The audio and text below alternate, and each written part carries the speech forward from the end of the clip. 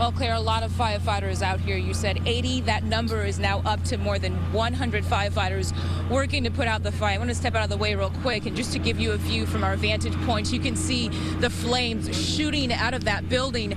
I want to say I got here at about 11:30 this morning. We were able to talk to Captain Garen Mosby, and he told us actually that this actually started at 11 this morning. I have him here with me right now, and he's available to do a live interview with us. And I know you said 12 to 15 people inside the building. They were able to get out safely. One person taken to the hospital.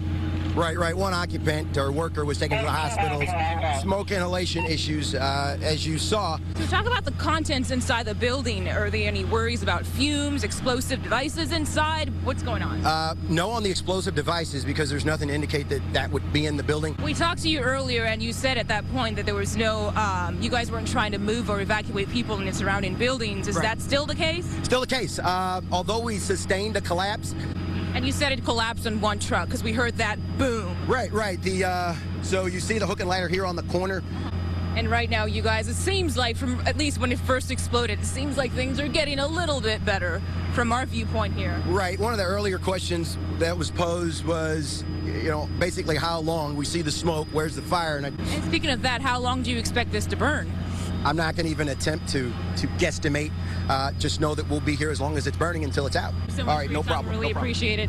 Again, that's Captain Garen Mosby talking to us. From what you heard there, we were actually doing an interview with him at about 11:30, talking about the fire and how long it was going to be burning for.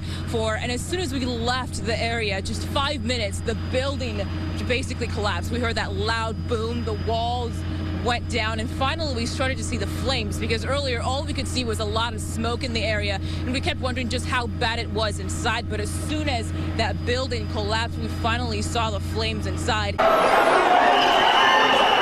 This was the scene as protesters were arrested at the Galleria Saturday afternoon. If they had wanted to get people to leave peacefully, they could have done that. It's not that hard. Peter Theodore's son was one of the 22 people who were arrested after police say they gave protesters 3 orders to disperse. He drove to the St. Louis County Jail early Sunday morning to bail him out. It never seems to be an easy process at the Clayton Justice Center, holding protesters over 24 hours. Allison Dreeth is here to bail out a friend. She and Peter say police did not give protesters enough time to leave after giving an order to disperse. It was 15 seconds, some people say less, 15 seconds or less, they just started charging and grabbing people. Police officer just came in and grabbed my son right in front of his mother. But St. Louis County Police disagree. The department says the Richmond Heights Police Department requested their assistance when protesters began blocking an escalator in an attempt to take over the 2nd floor of the mall. This prompted mall management to ask that they be removed. Police and a News 4 crew inside the mall at the time also say 3 orders were given to disperse, and that a majority of the protesters did. Those who didn't were arrested. Still. Yeah, I'm proud of my son. I'm glad he was out there protesting, and we have to keep being out there until this stops. In Clayton, Mugo, Odigwe, News 4. About 30 minutes ago, that freezing rain was coming down steady, but now not so much. But I want to show you the effect of this. Look down here. Just look in the grass. You can see all the ice out there. So just imagine if this was on the pavement, very slippery. And then take a look at our car. You can see the icicles out there just all over it. This is what people have been dealing with all day long. I want to show you a good example of this. Take a look at this video. We got this earlier today as a photographer and I were going down Interstate 44.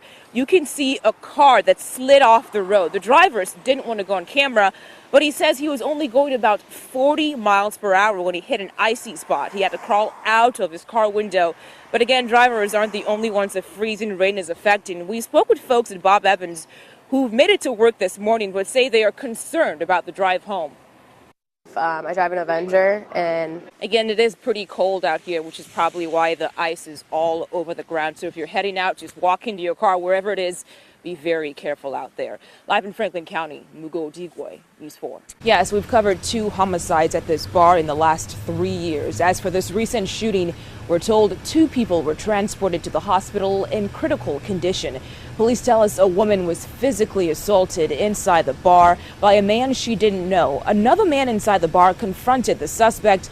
The suspect shot the man. Police say the woman then ran outside the bar with a handgun. She was confronted by an off-duty police officer in full police uniform. The officer was working security for the bar. Police say the woman waved the weapon and the officer shot her. We spoke with a witness who says things turned chaotic once shots rang out. When the gunshots went off, it was my heart sank. Both the woman and the man are 23 years old. Again, police say they are in critical condition at the hospital. They're asking anyone who has any information about the shooting to contact them. Live in North County, Mugo, Odigwe, News 4.